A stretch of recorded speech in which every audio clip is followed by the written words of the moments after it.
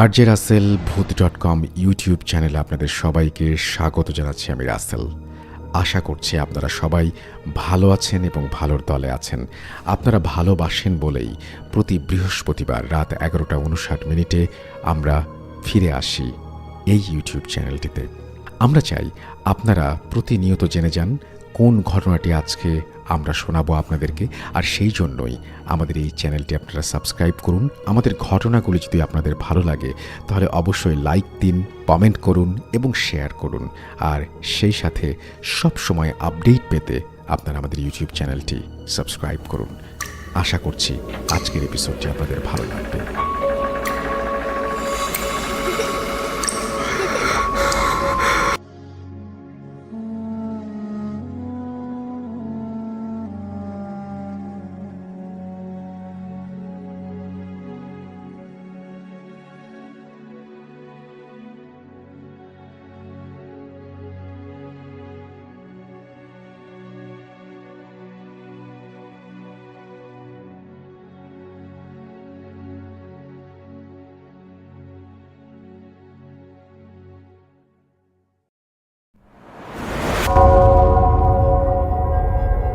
Spirit, be here with me.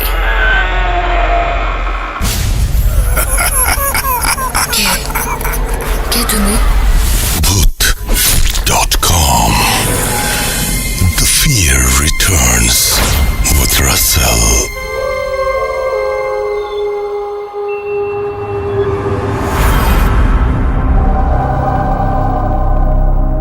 যেভাবে লেখা আছে আমি সেভাবেই পড়ছি। প্রিয় রাসেল ভাই, প্রথমে আমার সালাম নেবেন। আশা করি আপনি ভালো আছেন। ভূত এফএম আমার একটি প্রিয় অনুষ্ঠান। আমি 2014 সাল থেকে এই অনুষ্ঠানটি নিয়মিত শুনে আসছি। শুক্রবার এলেই ভূত এফএম শুনব বলে অধীর আগ্রহে দিন পার করি এবং রাত্রে কানে হেডফোন লাগিয়ে রাখি। যাই হোক, অনেক দিন থেকেই একটি সত্য কাহিনী লিখব করে আর লেখা হয়নি। শত ব্যস্ততার মাঝে আজ লিখতে বসলাম। স্টুডিওতে আসা আমার পক্ষে সম্ভব নয় বিধায় ঘটনাটি পড়ে শোনাবেন। আমি ঘটনাটি আমার বাবার কাছ থেকে প্রায়ই শুনতাম। যাই হোক, যেভাবে ঘটনাটি শুনেছি সেভাবেই বলছি।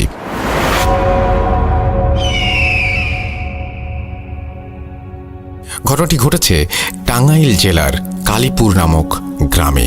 এই গ্রামটিতে প্রায় অধিকাংশ লোক হিন্দু পরিবার। আমার বাড়ি থেকে ঘটনার স্থানটি বেশি দূরে নয়। আমাদের বাড়ির সামনে দক্ষিণ দিকে একটি ছোট বিল। বিলের ওপারে দালাল বাড়ি। দালাল বাড়ি নামে ওই জায়গাটি সবাই চেনে। বাড়িটির নাম দালাল বাড়ি হলো কেন সেটি আমার অজানা। বাড়িটি এখনো পরিত্যক্ত অবস্থায় আছে। ঘটনাটি ঘটে আজ থেকে 35 থেকে 40 বছর আগে। 1947 সাল দেশভাগ হবার পর দালাল বাড়ির হিন্দু বসতিরা বাড়িটি তাদের এক আত্মীয়ের কাছে দায়িত্ব দিয়ে তারা ভারতে চলে যায়। ফলে বিশাল বাড়িটি জনশূন্য হয়ে যায়। বাড়িটির পূর্ব দিকে বিশাল বাঁধানো পুকুর, দক্ষিণ দিকে গাইজা বাড়ির খাল, পশ্চিম দিকে জঙ্গল এবং উত্তর দিকে ছোট বিল।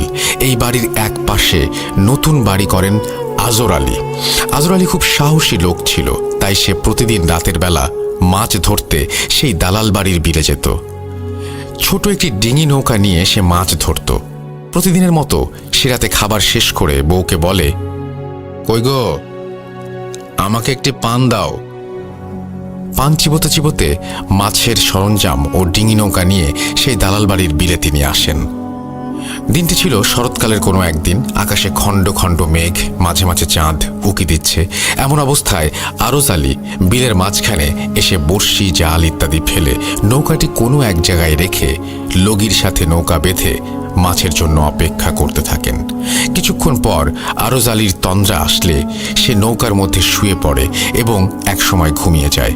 হঠাৎ আরজ আলী লক্ষ্য করে যে তার পিঠের নিচে ভেজা ভেজা লাগছে।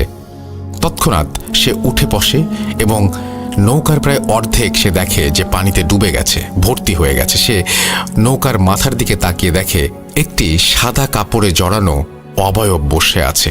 তার হৃৎপিণ্ড যেন ভয়ে বন্ধ হয়ে যাওয়ার মতো অবস্থা হয়।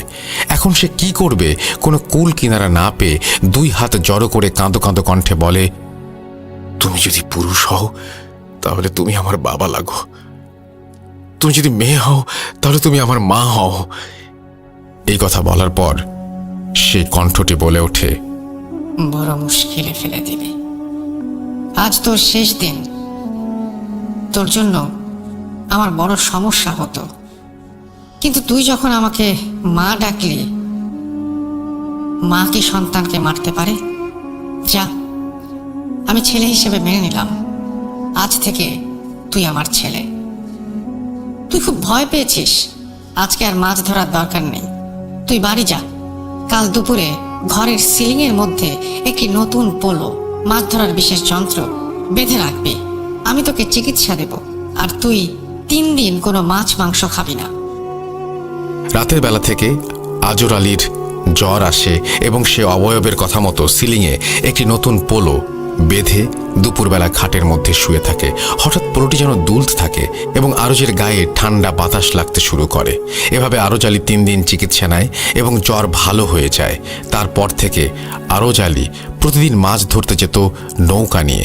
নৌকাটি বেঁধে যখন আরজ আলী বসত, ঠিক তখন অবয়বটি সেই দালাল বাড়ির একটি বিশাল গাছ থেকে বাতাসের ভর করে নৌকার মাথায় এসে বসত এবং দুজনে সারা রাত কথা বলতো, প্রচুর মাছ ধরত। এভাবে আরজ আলী তার মায়ের সাথে প্রতিদিন রাত্রে কথা বলতো। কিছুদিন পর হঠাৎ একদিন অবয়বটি রাত্রে আজর আলীর নৌকা এসে বসে। আজর আলী তার মায়ের সাথে কথা বলে, কিন্তু এবার তার মা যেন চুপচাপ, কোনো কথা বলে না। একটু ভয়ে ভয়ে আজর আলী জিজ্ঞেস করে, মা, আজ তুমি কেন কথা বলো না? তাহলে তুমি কি আমাকে আজ মেরে ফেলবে? তখন অবয়বটি বলে, না, মা কি সন্তানকে কোনোদিন মেরে ফেলতে পারে? আমি একটা সমস্যায় পড়েছি। আজর আলী বলে, কি সমস্যা? অবয়বটি বলে, আমি যে গাছে থাকি সেই গাছটি গাছের মালিক বিক্রি করে দিয়েছে। কালকে গাছটি কেটে ফেলবে। তখন আরজ আলী বলল, মা, তুমি একদম চিন্তা করো না, আমি ব্যবস্থা নিচ্ছি। পরদিন খুব সকালবেলা আরজ আলী সেই গাছটির মালিকের সাথে দেখা করে বিষয়টি খুলে বলে। মালিক বলে, গাছের টাকা ফিরিয়ে দেওয়া তার পক্ষে সম্ভব নয়, কারণ টাকাটি তার খুব দরকার। তাই 7-5 না ভেবে আরজ আলী তার পকেট থেকে গাছ বিক্রির টাকাটা মালিককে ফিরিয়ে দেয় এবং শর্ত দেয়, এই গাছ আমি কিনে নিলাম, কোনোদিন এই গাছ কাটা যাবে না। মালিক তার শর্তে রাজি হয়ে যায়। তারপর রাত্রেবেলা একসময় সেই অবয়বটি নৌকায় আসে এবং আরজ আলীকে বলে, আজ আমি খুব খুশি, সত্যি আমার ছেলের মতো কাজ করছিস। আমি তোকে কথা দিলাম, আমি যতদিন এখানে আছি ততদিন তোর এবং তোর পরিবারের কোনো ক্ষতি হবে না। যেমন তোর বাড়ির কোনো শিশু বাচ্চা পানিতে পড়ে মরবে না, বাড়িতে আগুন লাগবে না, চোর চুরি করতে পারবে না, ইত্যাদি। আরজ আলী অনেক দিন বেঁচে ছিল। আজও ওই বাড়িতে আরজ আলীর ছেলে, নাতিপুতি সহ অনেকে বাস করে। কোনোদিন ওই বাড়ির কোনো ক্ষতি শোনা যায়নি। তবে ওই বাড়িতে 3 বার চুরির ঘটনা ঘটে। আশ্চর্য বিষয়, 3 বারই চোর হাতে নাতে ধরা পড়ে। এই ছিল ঘটনা। ঘটনাটি ভালো লাগলে পড়ে শোনাবেন। ভূত.com দীর্ঘজীবী হোক। মির্জা রোকন আহমেদ, ব্যক্তিগত কর্মকর্তা, বাংলাদেশ সুপ্রিম কোর্ট, হাইকোর্ট বিভাগ, ঢাকা। তারপরে তিনি তার মোবাইল নাম্বার শেয়ার করেছেন। এই ছিল তার ঘটনা। আশা করছি যে এই ঘটনাটিও আপনাদের ভালো লেগেছে। আমরা আপনাদের কাছ থেকে আরও ভালো ঘটনা প্রত্যাশা করি এবং সেই ঘটনাগুলো যদি আপনারা পাঠান তাহলে আমরা অবশ্যই সেগুলো পড়ে শোনাবো। আপনাদের ঘটনা পাঠাতে হলে আমাদের ইমেল অ্যাড্রেসটা মনে রাখতে হবে। আমাদের ইমেল অ্যাড্রেস হচ্ছে russell.booth.com@gmail.com। আপনার নাম, ঠিকানা এবং ফোন নাম্বার সহ আপনার জীবনে ঘটা বা আপনার জানা সেরা ঘটনাগুলো পাঠিয়ে দিন আমাদের কাছে। আমরা চলে যাব আমাদের পরবর্তী ঘটনায়।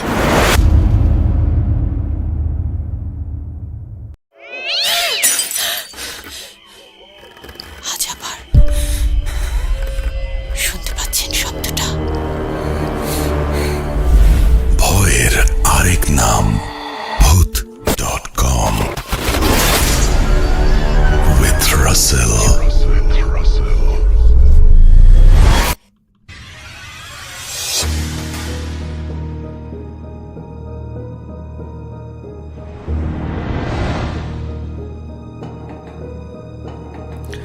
ইয়েস, কোনো সন্দেহ নেই যে ভয়ের আরেক নাম ভূত.com। এবং আপনারা যে আমাদের সঙ্গে আছেন সেজন্য আমরা অনেক বেশি অভিভূত, আনন্দিত। আমরা চলে যাব আমাদের পরবর্তী ঘটনায়। এই ঘটনাটি কিন্তু একটু বড়। সো আমরা আশা করছি যে এই ঘটনাটি আপনাদের ভালো লাগবে। যদি ভালো লাগে অবশ্যই আমাদের জানাবেন, যদি ভালো না লাগে সেটাও আমাদেরকে জানাবেন। আমরা চলে যাচ্ছি আমাদের ঘটনায়। আমাদেরকে ইমেইল করুন। আমাদের ইমেল অ্যাড্রেস হচ্ছে russell.bhoot.com@gmail.com। আপনার নাম, ঠিকানা এবং ফোন নাম্বার সহ আপনার জীবনে ঘটে যাওয়া বা আপনার জানা সেরা ঘটনা লিখে পাঠিয়ে দিন আমাদের কাছে। ঘটনা শুরুতে অবশ্যই উল্লেখ করুন যে ঘটনাটি আপনি স্টুডিওতে এসে শেয়ার করতে চান, নাকি আপনি চান আপনার ঘটনা আমরা পড়ে শোনাই। যারা দেশের বাইরে রয়েছেন তারা সরাসরি অডিও ক্লিপ পাঠান বা লিখে পাঠান আমাদেরকে ঘটনা, এটা আপনাদের ব্যাপার। এবং আমরা প্রচুর পরিমাণের ঘটনা চাই। যদি এই ঘটনাগুলো আপনাদের ভালো লাগে তাহলে বুঝতে পারবেন যে আমরা যথেষ্ট পরিমাণ ঘটনা আপনাদের কাছে পাচ্ছি না। যদি ভালো লাগে তাহলে বুঝতে পারবেন এরকম ঘটনা আমাদের আরও বেশি প্রয়োজন। সুতরাং পুরো ব্যাপারটাই আপনাদের ওপরে। আমার এই ক্ষমতা নেই যে আপনাদেরকে ঘটনা তৈরি করে দেব, এবং সেটা উচিত না। সো আপনাদের ঘটনার অপেক্ষায় আমরা চলে যাচ্ছি আমাদের পরবর্তী ঘটনায়। আজ আবার শুনতে পাচ্ছেন শব্দটা?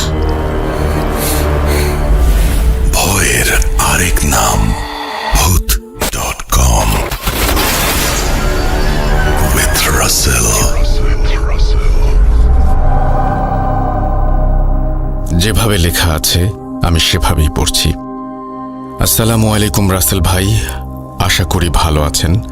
আমার নাম আসিফ, সিরাজগঞ্জ রায়গঞ্জ থেকে।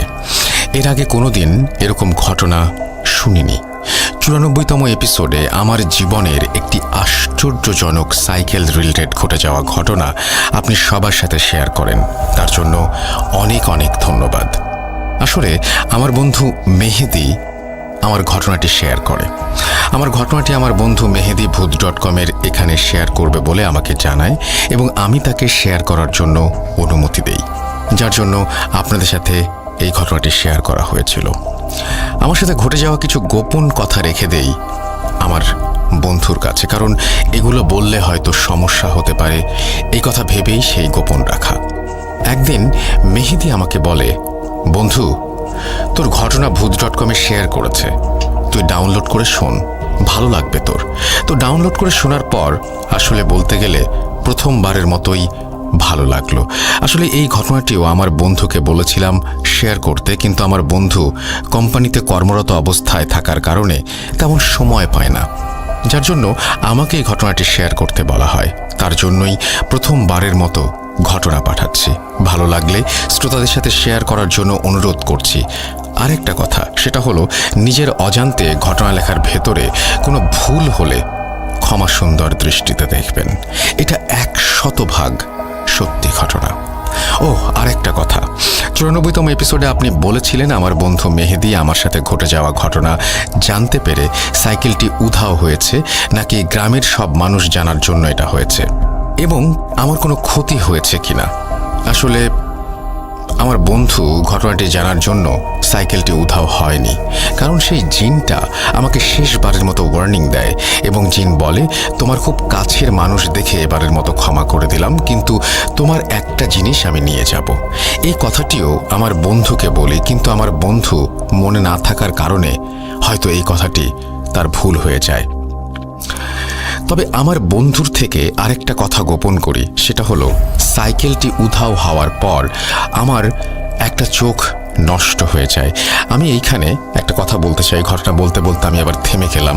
আপনারা নিশ্চয়ই সাইকেল রিলেটেড এই ঘটনাটি শুনেছেন, এবং এইখানে একটা অদ্ভুত সাইকেলের কথা বলা হয়, যে সাইকেলটিতে চড়ে তারা খুব মুহূর্তের মধ্যেই এক জায়গা থেকে আরেক জায়গায় পৌঁছে যেত, এবং সেই সাইকেলটি একদিন সে যখন পড়ছিল তখন তার জানালার কাছে একজন মানুষকে সে দেখতে পায়, এবং সেই মানুষটি তার এই সাইকেলটির ব্যবস্থা করে দেয়। যারা এই ঘটনাটি শুনেননি তাদেরকে রিকোয়েস্ট করব ঘটনাটি শুনে ফেলার জন্য, তাহলে হয়তো এই ঘটনাটি বুঝতে আপনার জন্য অনেক সহজ হবে। যাই হোক, আমি আবারও পড়ছি, যেভাবে লেখা আছে সেভাবেই।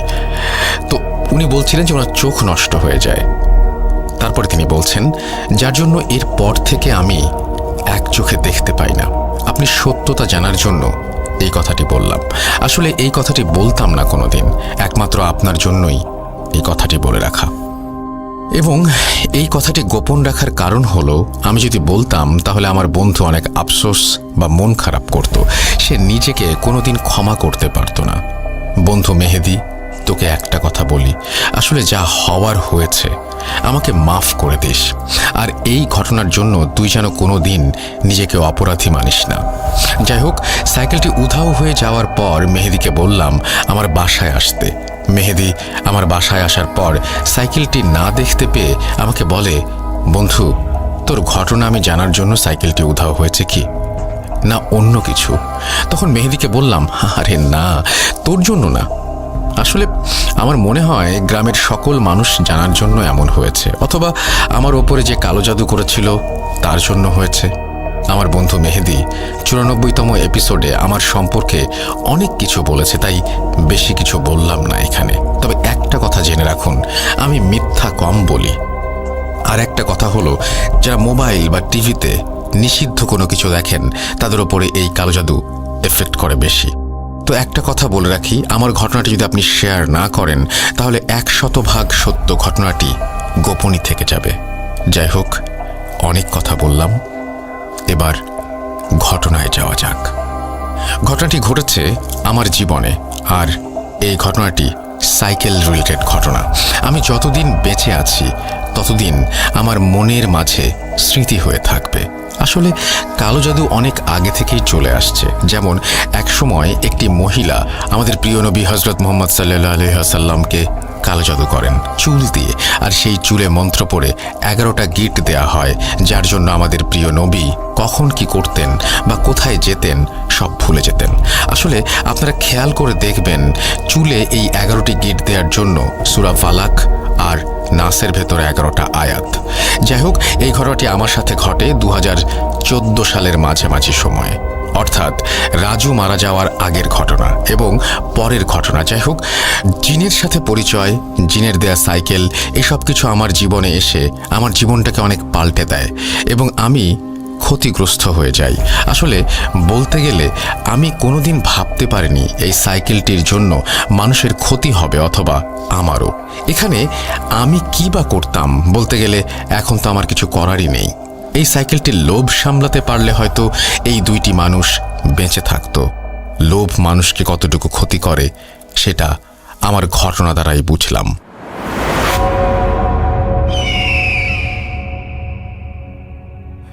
জিনের থেকে পাওয়া সেই সাইকেলটি পাওয়ার পর বেশ ভালোভাবেই দিন কেটে যাচ্ছিল। বলতে গেলে তখন থেকে আমাদের সংসারে অনেক উন্নতি হতে থাকে। সাইকেলটি পাওয়ার বছর কয়েক পর, অর্থাৎ 2014 সাল থেকে 2017 সালের মাঝামাঝি সময়ের দিকে আমাকে কালো জাদু করা হয়। যাই হোক, হঠাৎ কয়েক বছরের মধ্যে এরকম উন্নতি দেখে অথবা অন্য যে কোনো একটা কারণে আমাদের প্রতিবেশী জিহাদ কি যেন মনে করে আমাদের বাসায় এসে আমাদের ঘর পরিদর্শন করে যায়। বাসায় আমি না থাকাকালীন সময়ে সে আসে এবং জিহাদ আমার বাসায় আসার পর আমার মা আমাকে বলে, জিহাদ আমাদের বাসায় এসে তোমার ঘরে সরাসরি চলে যায় এবং একটা হাদিসের বই নিয়ে যায়। আমি তখন আমার মাকে বললাম, তুমি কেন অন্য মানুষকে আমার ঘরে আসতে দিলে? আমার মা জবাবে বলে, আমি তো তাকে মানা করেছি, কিন্তু জিহাদ বলে একটা হাদিসের বই নিতে এসেছে। আসলে হাদিসের বই নিতে আসার জন্য আমি আর তখন কোনো কিছু বলিনি। এমন সময় জিহাদ হাদিসের বইটি নিয়ে চলে যায়। মায়ের মুখে এই সব কথা শোনার পর আর মাথা না ঘামিয়ে আমি আমার মতন করে জীবন যাপন করতে থাকি। আসলে তখন যদি আমি একটু মাথা ঘামাতাম তাহলে সব কিছু ঠিক হয়ে যেত হয়তো। যাই হোক, এরকম একটা অবস্থায়, এরকম একটা পরিস্থিতিতে বেশ ভালোই দিন কেটে যাচ্ছিল। একদিন একটা মসজিদ থেকে আমাকে ভালো বেতনের অফার দেয়া হয়, অর্থাৎ সেই মসজিদে ইমামতি এবং বাচ্চাদের কোরআন তেলাওয়াত শিক্ষা দিতে হবে। তখন আমি আর ফেরাতে পারিনি। আমি আগে যেখানে কোরআন তেলাওয়াত শিক্ষা দিতাম সেখানে বিকালে এবং এখানে সকালে পড়াবো, এরকম একটা শিডিউল করে ফেলি। রাজি হওয়ার আরেকটা কারণ হলো, যদি আমি দুই জায়গায় কোরআন তেলাওয়াত শিক্ষা দেই তাহলে আমাদের পরিবার আরও ভালোভাবে চলবে। এইসব চিন্তাভাবনা করেই আমি ইমামতি করতে আগ্রহ প্রকাশ করি। এর 2 দিন পর থেকে আমি সেই মসজিদে ইমামতি করতে থাকি। বলে রাখা ভালো, আসলে সেই মসজিদে ইমামতি করার জন্য আমাকে আনুমানিক 1.5 থেকে 2 কিলোমিটার রাস্তা হেঁটে অথবা সাইকেলে যেতে হতো। বেশ কিছুদিন ভালোভাবেই আমার বাবার নড়বড়ে একটা সাইকেল নিয়ে অনেক কষ্ট করে ইমামতি করা এবং মক্তব অর্থাৎ কোরআন তেলাওয়াত শিক্ষা দেওয়ার কাজ চালিয়ে যেতে থাকি। 13 দিনের মতো কোনো রকমের সমস্যা ছাড়াই ফজরের আজান দেওয়ার কিছু মিনিট আগে বাড়ি থেকে বেরিয়ে যেতাম এবং ইমামতি করতাম। ঘটনাটি ঘটে 13 দিন পর, অর্থাৎ 14 দিনের রাত থেকে। প্রতিনিয়ত যেভাবে যেতাম তেমনভাবেই সেই রাতে আমার কাছে থাকা ছোট্ট একটা টর্চের আলোয় আমার বাবার সাইকেল চালিয়ে যাচ্ছিলাম। এমন সময় মসজিদে যাওয়ার পথে অস্বাভাবিক কিছু খেয়াল করি। তার আগে কিছু কথা বলে রাখা ভালো, সেটা হলো আমার বাসা থেকে মসজিদে যাওয়ার জন্য একটা বড় বটগাছ, একটা কবরস্থান এবং ভৌতিক ব্রিজ পার হতে হয়। ভৌতিক ব্রিজ বলার কারণ হলো এই ব্রিজ নিয়ে অনেক ইতিহাস আছে যেটা অনেক মানুষ জানে। অন্য একদিন এই ব্রিজ নিয়ে ঘটে যাওয়া ঘটনা শেয়ার করব ইনশাল্লাহ। যাই হোক, ঠিক 14 দিনের রাতে আমি অদ্ভুত কিছু খেয়াল করি। সেটা হলো আমি যখন বটগাছের কিছু দূরে, মনে হয় 25 হবে, ঠিক তখন খেয়াল করলাম একটা ডালে সাদা কিছু একটা বসে আছে। আমার কাছে থাকা টর্চের হালকা আলোয় যতটুকু বুঝলাম একটা সাদা কিছুই মনে হলো, কিন্তু ঠিক একদম কাছে এসে দেখি সেখানে কিছুই নেই। মনের ভুল ভেবে আমি আবারও যেতে লাগলাম এবং কোনো সমস্যা ছাড়াই সে রাতের মতো মসজিদে পৌঁছে গেলাম। এর পরের রাতে ঠিক এমনভাবে দূর থেকে খেয়াল করলাম কবরস্থানের কাছে, অর্থাৎ কবরস্থানের বাইরে সাদা কাপড় পরা মানুষের মতো কিছু একটা দেখা যাচ্ছে, কিন্তু ঠিক আগের মতো করেই কাছে এসে দেখি কিছুই নেই সেখানে। আমি আবারও ভেবে নেই আমার মনের ভুল। আমি সে রাতের মতো আবারও কোনো সমস্যা ছাড়াই মসজিদে পৌঁছে গেলাম। এর পরের রাত থেকে আমি আর কিছু দেখি না, তবে প্রতিনিয়ত আমি যখন ভৌতিক ব্রিজটি ক্রস করতাম ঠিক তখন থেকেই আমার সাইকেলটি অনেক ভারী অনুভব হতো। অর্থাৎ তুলনামূলকভাবে সাইকেলটি চালাতে বেশি শক্তি খরচ করতে হতো।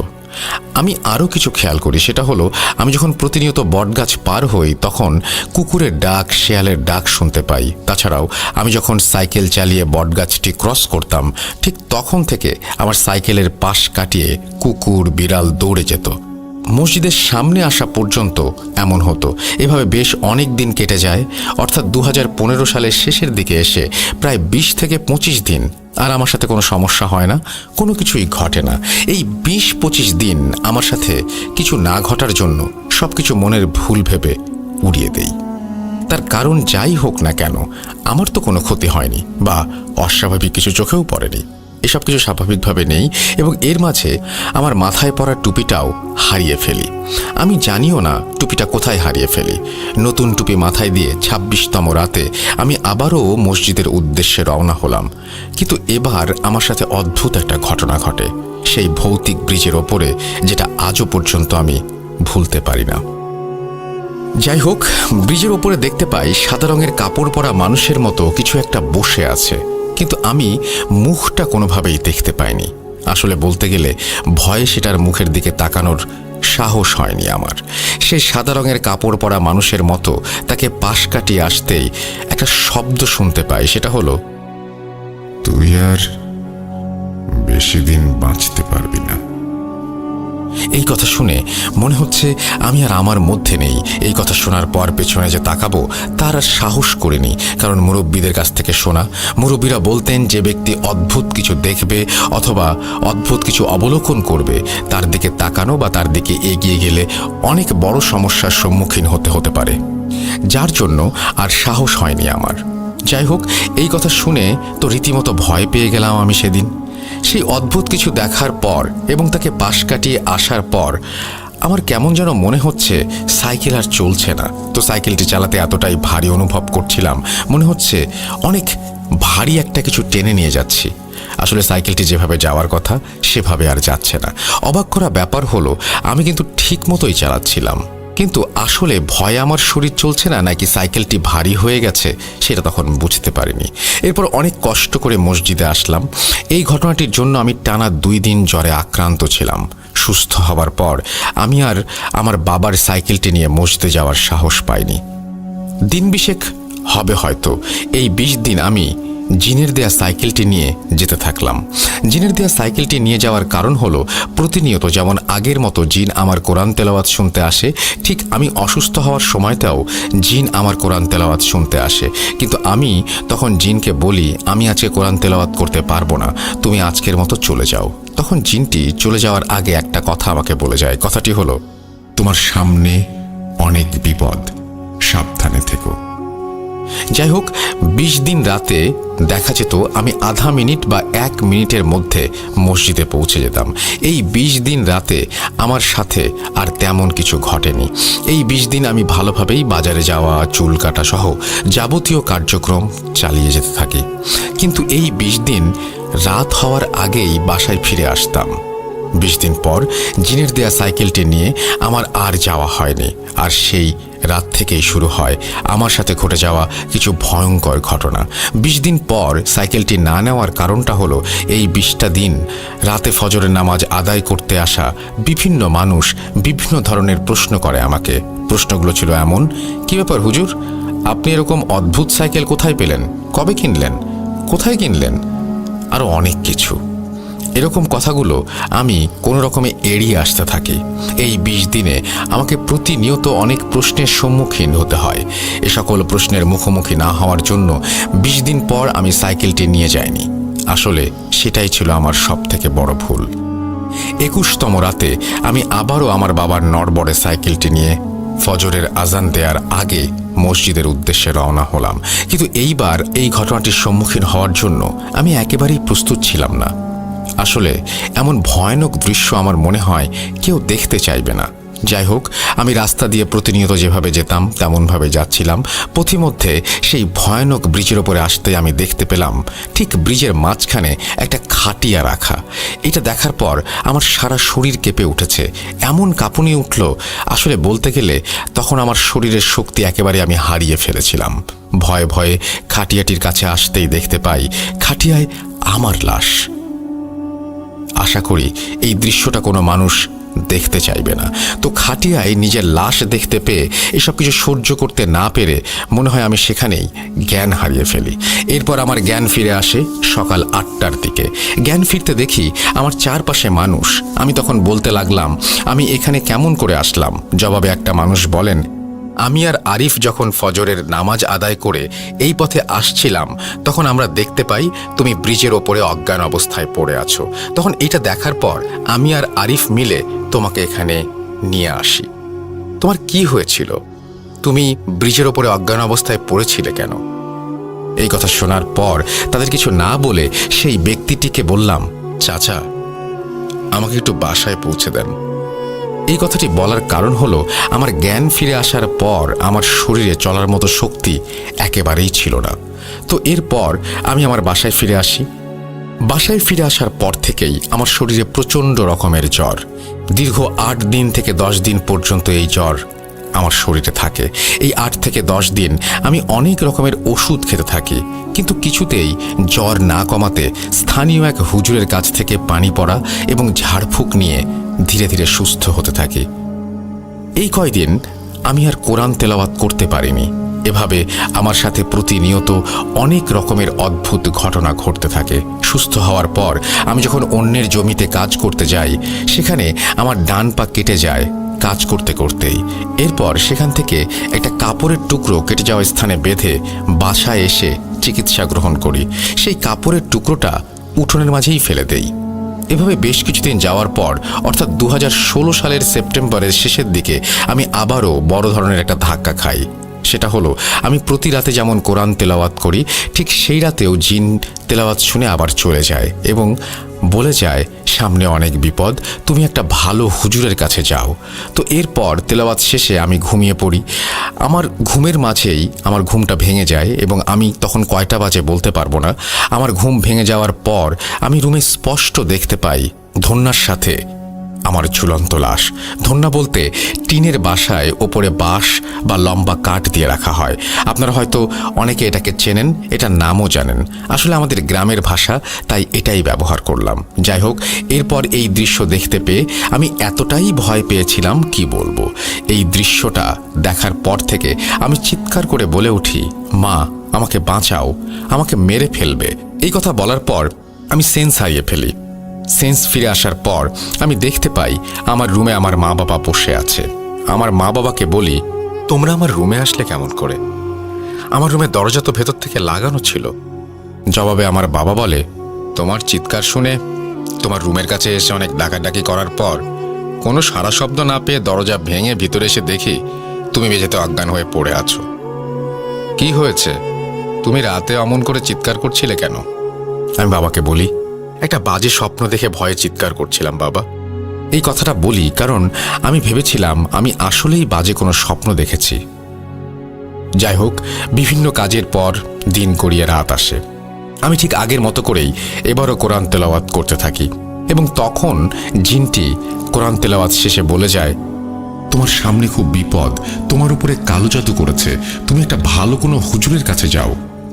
এই কথা বলে জিন চলে যায়। এই কথা জিনের থেকে শোনার পর ভাবতে থাকি, আসলে কে আমাকে কালো জাদু করেছে, কেন করেছে, কিসের জন্য করেছে, কি ক্ষতি করেছি তার? এইসব কথা ভাবতে ভাবতে আমি ঘুমিয়ে পড়ি। এই রাতটা কোনো রকমের খারাপ কিছু না দেখে ভালোভাবেই কেটে যায়। রাত গড়িয়ে সকাল হওয়ার পর সকালের খাবার খেয়ে আমার সাথে কি হয়েছে সবকিছু আমার মা বাবাকে বলি। এই কথা মা বাবা শোনার পর আগের সেই হুজুরের শরণাপন্ন হলাম। তো হুজুরের সাথে দেখা করে সবকিছু বলার পর হুজুর বলে, আসলে এই ব্যাপারে আমি তোমাকে কোনোভাবে সাহায্য করতে পারবো না, তুমি অন্য হুজুরের কাছ থেকে সাহায্য নাও। এর 2-1 দিন পর সিরাজগঞ্জের মাসুমপুরে এক হুজুরের কথা জানতে পেরে তার সাথে দেখা করতে যাই। হুজুরের সাথে দেখা করার পর হুজুর আমাকে বলেন, আমাকে 5টা মিনিট সময় দিন, আমি দেখছি কি হয়েছে আপনার। তারপর 5 মিনিট চলে যায়। হুজুর আসে এবং বলে, আপনাকে জঘন্যভাবে কালো জাদু করা হয়েছে। তখন হুজুরকে বললাম, এর থেকে পরিত্রাণ পাওয়া যাবে সেই উপায়টা একটু বলে দিন না। হুজুর জবাবে বলেন, দেখুন, আপনাকে সুস্থ করার মতো কোনো সামর্থ্য আমার নেই। আপনারা অন্য কোনো বড় হুজুরের কাছে যে যত দ্রুত সম্ভব সাহায্য নিন। আশাহত হয়ে সেখান থেকে আমরা বাসায় চলে আসি এবং নানা ধরনের হুজুরের শরণাপন্ন হয়েও সবাই একই কথা বলে ফিরিয়ে দেয়। এর মধ্যে আমার প্রতিনিয়ত কাজগুলো চালিয়ে যেতে থাকি এবং আমার সাথে অদ্ভুত সব ঘটনা ঘটতেই থাকে। বেশ কিছুদিন যাবার পর রাতে কোরআন তেলাওয়াত করার সময় জিন তেলাওয়াত শেষে একটা হুজুরের কথা বলে যায়। সেই হুজুরের সাথে দেখা করতে বলেন জিনটা। জিন বলে, অমুক জায়গায়, অর্থাৎ বরিশালের এক জায়গায় নাম বলে, কিন্তু এখন আমার সঠিক মনে নেই। তো সেখানে গিয়ে কালকেই দেখা করতে বলে হুজুরের সাথে। হুজুরের নামটি ছিল মোজাম্মেল। তো হুজুরের সাথে দেখা করার পর হুজুর আমাকে দেখেই বলে, তোমাকে তো বাজে ধরনের কালো জাদু করা হয়েছে। এই কথা হুজুরের কাছে শোনার পর আমার মাথা কাজ করছিল না। আমি বুঝতে পারছিলাম না কি করব। এরকম জঘন্য কাজ কে করলো? যাই হোক, এরপর হুজুরকে বললাম, যেমন করেই হোক আমাকে ভালো করুন। হুজুর বললেন, আমাকে 7টা দিন সময় দাও, আমি 7 দিন পর তোমাদের বাসায় যাব। এরপর হুজুরকে আমার বাসার ঠিকানা এবং মোবাইল নাম্বার দিয়ে সেখান থেকে বাসায় ফিরে আসি।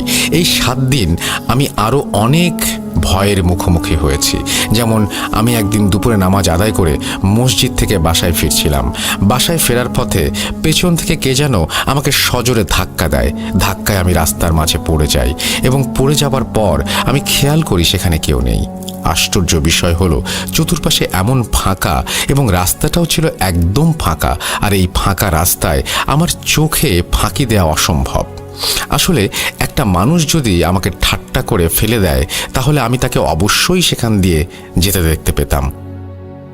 আমি তখন ভাবতে থাকি, ধরলাম একটা মানুষই আমার সাথে এমন করেছে, সেই মানুষটি তো 3-4 সেকেন্ডের মধ্যে উধাও হয়ে যেতে পারবে না। প্রতিনিয়ত আমার সাথে অনেক কিছুই ঘটছে। এরই একটা অংশ ভেবে আমি খুব দ্রুত সেখান থেকে বাসায় চলে আসি। ঠিক এর পরের দিন রাতে আমার যখন ওয়াশরুমে যাওয়ার প্রয়োজন হয় তখন আমার সাথে আরেকটা ভয়ানক ঘটনা ঘটে। সেটা হলো আনুমানিক মাঝরাত বা তার আগে অথবা তার একটু পরেও হতে পারে, আসলে সঠিক জানি না।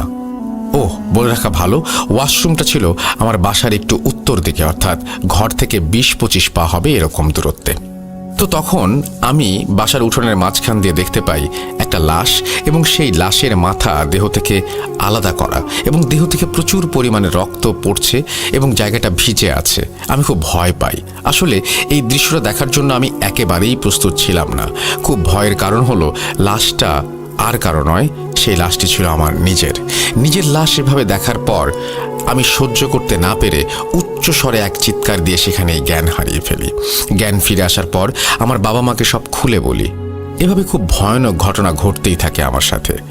7 দিন কাটানোর পর হুজুর আমার বাসায় ঠিক মাগরিবের আজানের সময় এসে উপস্থিত হন। হুজুর বাসায় ফিরে আমাদের সবাইকে একটা রুমে নিয়ে যান এবং হুজুর বলেন কে এই কাজটি করেছে এবং কেন করেছে সেটা মাগরিবের নামাজ আদায় করে তিনি বলবেন।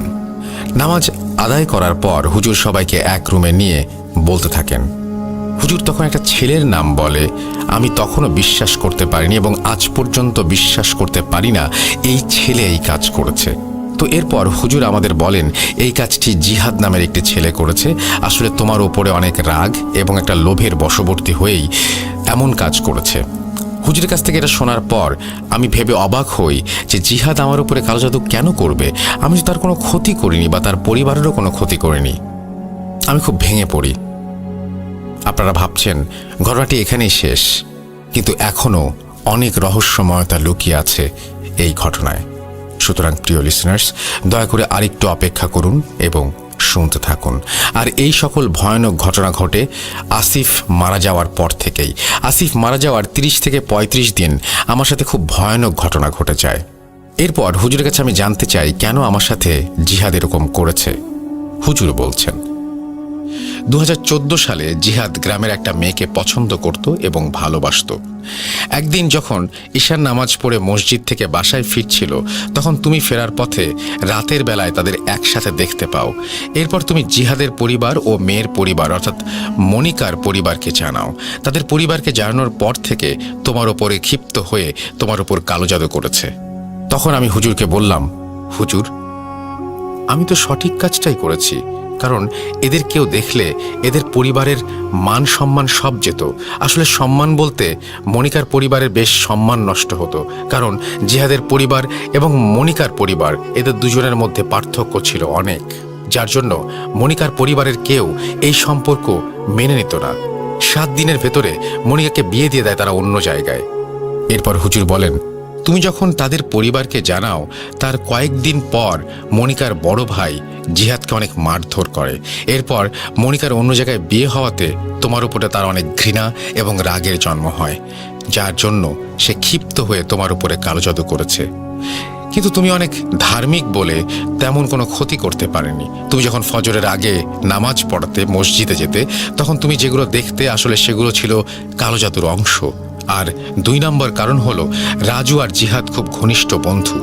রাজু সাইকেলটির কথা জানতে পেরে জিহাদকে কথায় কথায় ভুলক্রমে সব বলে দেয়, কিন্তু জিহাদ রাজুকে কোনো কিছু বুঝতে না দিয়ে হেসে উড়িয়ে দেয়। তার কারণ জিহাদ এই সাইকেলটির কথা আগে থেকেই জানতো, আর এই কথাটি জানতে পেরেই সে তোমাকে সর্বপ্রথম কালো জাদু করে। এই অদ্ভুত সাইকেলটির কথা তোমার উপরে কালো জাদু করার মাধ্যমে সে জানতে পারে। আসলে জিহাদ অনেক আগে থেকেই কালো জাদু চর্চা করত এবং তোমার কালো জাদুতে শক্তি কম এবং তুমি ধার্মিক হওয়ায় তোমার উপরে তেমন কোনো ক্ষতি করা সম্ভব হয়নি। তখন সে একটা বড় সুযোগের অপেক্ষায় থাকে। এরপর জিহাদ ভেবে পাচ্ছিল না সেই বড় সুযোগটা সে কিভাবে নেবে। নিজের প্রতিশোধ এবং সাইকেলটা নেবে বলে সে ঠিক করে, এবং শেষ পর্যন্ত জিহাদ একটা পর্যায়ে একটা কালো জাদুকর পণ্ডিতের থেকে আরও ভালোভাবে কালো জাদু শিখে তোমার উপরে 3টা খারাপ জিন চালান দেয়। অর্থাৎ রাজু মারা যাওয়ার 1 সপ্তাহখানেক পর থেকে তোমার রক্ত, তোমার চুল, তোমার পরনের কাপড়ের টুকরো, তোমার মাথার টুপির 1 টুকরো পায়। তখন কিছু ব্যবহার করা হয় এই কালো জাদুতে। যখন এসব কিছু নিয়ে কালো জাদু করা হয়, তখন থেকে জাদু আরও বেশি শক্তিশালী হয়। তখন আমি হুজুরকে বললাম, আমার রক্ত কেমন করে পেল এবং এই সব কিছু কেমন করে পেল? তাছাড়া আমার রক্ত তো জিহাদের পাওয়ার কোনো কারণ নেই। হুজুর বলেন, আসলে কালো জাদু করার জন্য কিছু জিনিস নিয়ে সেগুলো কালো জাদুতে প্রয়োগ করতে হয়। যেমন তোমার পরনের একটা কাপড় প্রথমে কেটে নিয়ে যায়, এরপর জিহাদের কাজ ছিল প্রতিনিয়ত তোমাকে ফলো করা। একদিন তোমাকে ফলো করার সময় জিহাদ খেয়াল করে তোমার মাথার টুপি পড়ে গেছে। এরপর টুপিটা সে কুড়িয়ে নেয়। তুমি যখন মাঠে কাজ করতে যাও তখন তোমার পা কেটে যায়। বাসায় এসে সেই রক্তমাখা কাপড়ের টুকরো ফেলে দাও, তখন জিহাদ সেই টুকরোটাও কুড়িয়ে নিয়ে যায়। তুমি যখন বাজারে চুল কাটাতে গিয়েছিলে তখন জিহাদ সেখান থেকে তোমার চুল সংগ্রহ করে এবং শেষ ধাপে সংগৃহীত করা তোমার সবকিছু সম্পূর্ণ একটা কালো বিড়ালকে মন্ত্র পড়ে জোর করে খাইয়ে দেয়া হয়। তারপর সেই বিড়ালটিকে জীবিত অবস্থায় একটা বাক্সে ভরে তোমাদের বাসার সামনের ওইখানে অর্থাৎ বাসার এক কোণায় পুঁতে রাখা হয়। এটি ছিল শেষ ধাপ। এরকম কালোজাদু করার জন্য তুমি বিভিন্ন সময়ে বিভিন্ন ভয়ের সম্মুখীন হও। তোমার শরীর এত শুকিয়ে গেছে তার কারণ বিড়ালটি কিছু না খেতে পেরে শুকিয়ে যাচ্ছে, সাথে সাথে তোমার শরীরের অবস্থারও অবনতি হচ্ছে। আর কিছুদিন পর হয়তো বিড়ালটি মারা যেত এবং বিড়ালটি মারা যাওয়ার সাথে সাথে তুমিও মারা যেতে। তোমার কপাল ভালো, আমার সাথে দেখা হয়েছে। এখন দেখা যাক আল্লাহ ভরসা তোমাকে সুস্থ করতে পারি কিনা। এরপর হুজুর আমার বাবাকে বলেন আরও কিছু প্রয়োজনীয় জিনিস লাগবে। সেগুলো হলো আপনাদের বাসার উঠোনের এক মুঠো মাটি, আপনার ছেলের এক ফোঁটা রক্ত, চুল, মাথার টুপির একটা টুকরো এবং তার পরনের কাপড়ের এক টুকরো এনে দিন। এরপর হুজুর তার কাজের প্রক্রিয়া অনুযায়ী সেই বাক্সটি উদ্ধার করে এবং হুজুরের চাওয়া জিনিসগুলো একটি গ্লাসের পানিতে মিশ্রিত করে খাইয়ে দেওয়া হয় সাথে সাথে। এবং এরপরই বিড়ালটি গড়গড় করে বমি করে এবং ভেতর থেকে সব কিছু বের করে দেয়। হুজুর ওই সব নষ্ট করে ফেলে। এরপর হুজুর বলেন আলহামদুলিল্লাহ, আশা করি আর কোনো সমস্যা হবে না। এরপর হুজুর চলে যাওয়ার আগে আমাদের বাসার চারপাশে তাবিজ পুঁতে দিয়ে যান এবং আমার হাতে একটা তাবিজ বেঁধে দেন। হুজুর বলেন এরপর থেকে আর কোনো সমস্যা হবে না। এটা আমার জীবনের সবচেয়ে স্মরণীয় এবং দুঃখজনক ঘটনা। যাই হোক, আমি সম্পূর্ণ সুস্থ হবার পর জিনটি আমার স্বপ্নে এসে বলে আমার দেয়া সাইকেলটি এবং তার সাথে তোমার একটি অঙ্গ নিয়ে আমি চলে গেলাম। এই বাজে স্বপ্ন দেখে আমার ঘুম ভেঙে যায় এবং আমি কোনো কিছু না ভেবেই আবার ঘুমিয়ে পড়ি। কিন্তু বিষয়টা হলো তার পরের দিন সকালে ঘুম থেকে উঠে দেখি সাইকেলটির সাথে সাথে আমার একটা চোখের জ্যোতিও আমি হারিয়ে ফেলেছি। তো সেই দিন সকালে এমন ঘটনা হওয়ার কারণে মেহেদিকে আমার বাসায় আসতে বলি। মেহেদিকে বলি সাইকেল উধাও হয়েছে এবং চোখে যে আলো হারিয়ে ফেলি এই কথাটি তখন থেকে আমার বন্ধুদের কাছে গোপন রাখি। যাই হোক, আমি সম্পূর্ণ সুস্থ হওয়ার কিছুদিন পর আমি শুনতে পাই জিহাদকে খুঁজে পাওয়া যাচ্ছে না। বেশ কিছুদিন পরে জিহাদকে খুঁজে পাওয়া যায় এবং খুঁজে পাওয়ার পর থেকেই রাজু যেমন পাগলামি করত জিহাদও করত। পাগলামি করার ঠিক 5 থেকে 6 দিন পর রাজুর মতো জিহাদের লাশ একই রকমভাবে পাওয়া যায়। কেউ বলতে পারে না জিহাদের কেন হয়েছে এই মৃত্যু, এমনকি জিহাদের পরিবারেরও কেউ সেটা বলতে পারেনি। আমাদের গ্রামবাসীরা এখনো উদ্ঘাটন করতে পারেনি। আমাদের গ্রামের সবাই এই ঘটনার প্রমাণ। যাই হোক, এখন আপনাদের মনে প্রশ্ন থাকতে পারে জিনটি আমাকে সাহায্য করলেই করতে পারত, বা জিন কেন আমাকে সাহায্য করেনি। আসলে লিসেনার, আমি নিজেও জানি না জিনটা আমাকে কেন কালোজাদুর হাত থেকে রক্ষা করলো না। এই কথা আমার কাছেও অজানাই রয়ে গেল। আরেকটা কথা, আমার গ্রামের কেউ থাকলে বা আমাদের গ্রামের ঘটনা জানা কেউ এখানে শুনে থাকলে দয়া করে রাসেল ভাইকে কমেন্ট করে জানাবেন। তাহলে রাসেল ভাই বিশ্বাস করবে এই ঘটনাটি আসলেই 100% সত্য। আমি আগেও বলেছি আমি মিথ্যা কম বলি, তাই আপনাকে বলছি আপনি চাইলে ঘটনাটি শেয়ার করতে পারেন। এই ঘটনাটি আমার সাথে ঘটে যাওয়া একদম সত্যি ঘটনা, তাই জোর গলায় গ্যারেন্টি দিচ্ছি এইভাবে প্রমাণ করা ছাড়া আমার কোনো কিছু প্রমাণ করার নেই। এখন আপনি বিশ্বাস করবেন কি না করবেন সেটা পুরোপুরি আপনার ব্যাপার। থ্যাংক ইউ ভেরি মাচ এই স্টোরিটা পাঠিয়েছেন আমাদেরকে। আমার আপনার জন্য সাজেশন হচ্ছে যে এর পরে যখন আপনি ঘটনা পাঠাবেন দয়া করে আপনি অডিও ক্লিপ করে পাঠালে বোধহয় বেটার হয়, কারণ এই ঘটনার বিভিন্ন জায়গায় রিপিটেশন আছে যার জন্য একটু হয়তো সবার শুনতে প্রবলেম হচ্ছে, বাট ঘটনাটি ওভারঅল ভালো। এবং আপনারা নিশ্চয়ই জানেন যে এই সাইকেলটি তার কাছে কত গুরুত্বপূর্ণ ছিল। তারা একটা অভাবের মধ্যে দিয়ে যাচ্ছিলেন দীর্ঘদিন সময়ে এবং তিনি রেগুলারলি যে বললেন যে কোরআন তেলাওয়াত করতেন, এই কোরআন তেলাওয়াত শুনে কিন্তু জিনটি তাকে সাইকেলটি উপহার হিসেবে দেয় এবং জিনের এই সাইকেলটি তাদের পরিবারে আসার পর পরিবারের উন্নতি হতে থাকে। শুধু 1 মিনিট বা 1 সেকেন্ড বা কয়েক সেকেন্ডের দূরের কোথাও পৌঁছে যাওয়া এটাই ছিল না, আরেকটা ব্যাপার ছিল যে এই সংসারের আয় উন্নতি সবকিছুই বাড়তে থাকে। তাদের জীবনধারা বদলে যায়, পুরোপুরি অন্য মানুষে পরিণত হয় তারা। সেটাও হয়তো কালোজাদু করার একটা কারণ হতে পারে। আর যে জিনিসটা তিনি বলেছেন সেই কারণ হতেও পারে, সেই কারণ নাও হতে পারে। এটা হুজুর আপনাকে বলেছেন এবং আপনি যে কাজটা করেছেন তার কারণে এরকম কিছু হবে কিনা এটা সবচাইতে বেশি আপনিই বলতে পারবেন ভালো। যাই হোক, এরকম ঘটনা আপনাদের কাছেও আছে এবং আপনারাও আমাদেরকে পাঠান। কোনো একদিন হয়তো স্পেশাল এপিসোডে স্থান পাবে আপনার ঘটনাটি। আমি চলে যাব আমাদের পরবর্তী ঘটনায়। ঘটনাটি কেমন লাগলো সেটা অবশ্যই আমাকে জানাবেন, জানিয়ে কমেন্ট করবেন, অবশ্যই লিখবেন, কমেন্ট করবেন। ঘটনাটি লেখা যেমনই হোক না কেন, পুরো ঘটনাটা যদি আপনি চিন্তা করেন তাহলে এটি আসলে ভয়ের ঘটনা। একটা মানুষ প্রতিনিয়ত লাশ দেখছে এবং নিজের লাশ যদি হয় এবং সেই লাশটি বিভিন্ন সময় বিভিন্ন ভঙ্গিতে, কোনো সময় তার সে লাশটি ক্ষতবিক্ষত, কোনো সময় সেই লাশটি ঠিকঠাক। তো এরকম কোনো দৃশ্য নিশ্চয়ই আমরা দেখতে চাই না। তবে যদি এরকম কোনো দৃশ্যের সন্ধান আমরা পেয়ে থাকি আমাদের পরিবার পরিজনের কাছ থেকে বা নিজের জীবনেও যদি ঘটে থাকে এরকম ঘটনা, শেয়ার করুন আমাদের সাথে। আমাদের ইমেল অ্যাড্রেস হচ্ছে bhoot.com@gmail.com। আপনার ঘটনার অপেক্ষায় থাকলাম। আমরা চলে যাব আমাদের পরবর্তী ঘটনায়।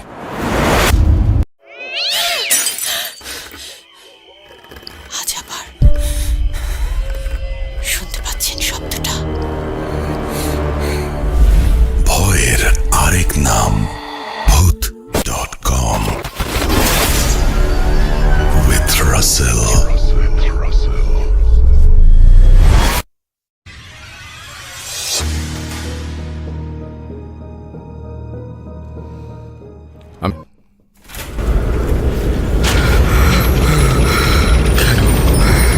কেন তুমি আসো? আমি শুধু তোমার সাথেই থাকতে চাই। তুমি চলে যাও, চলে যাও, প্লিজ চলে যাও। Bhoot.com with Russell. যেভাবে লেখা আছে আমি সেভাবেই পড়ছি। আসসালামু আলাইকুম রাসেল ভাই, আশা করি ভালো আছেন। আমি আগেও দুটো ঘটনা শেয়ার করেছিলাম, সেগুলো সিলেক্ট হয়নি। আশা করি এবারের ঘটনাটি সিলেক্ট করবেন। ঘটনাটি আমার নানার সাথে ঘটেছিল 1997-98 সালের দিকে ময়মনসিংহের সদর থানার কোনো একটা গ্রামে। আমার নানা ছিলেন একজন শিক্ষক, তবুও শিক্ষকতার পাশাপাশি কৃষিকাজ, গরু পালন, মাঝে মাঝে শখের বশে মাছ ধরা এসবও করতেন। তিনি আরেকটা কাজও করতে পারতেন, সেটা হলো গ্রামে কোনো গাছে মৌচাক অর্থাৎ মৌমাছির বাসা বাঁধলে সেখান থেকে মধু আহরণ করতেন। আজকের ঘটনাটি মধু আহরণ সংক্রান্ত।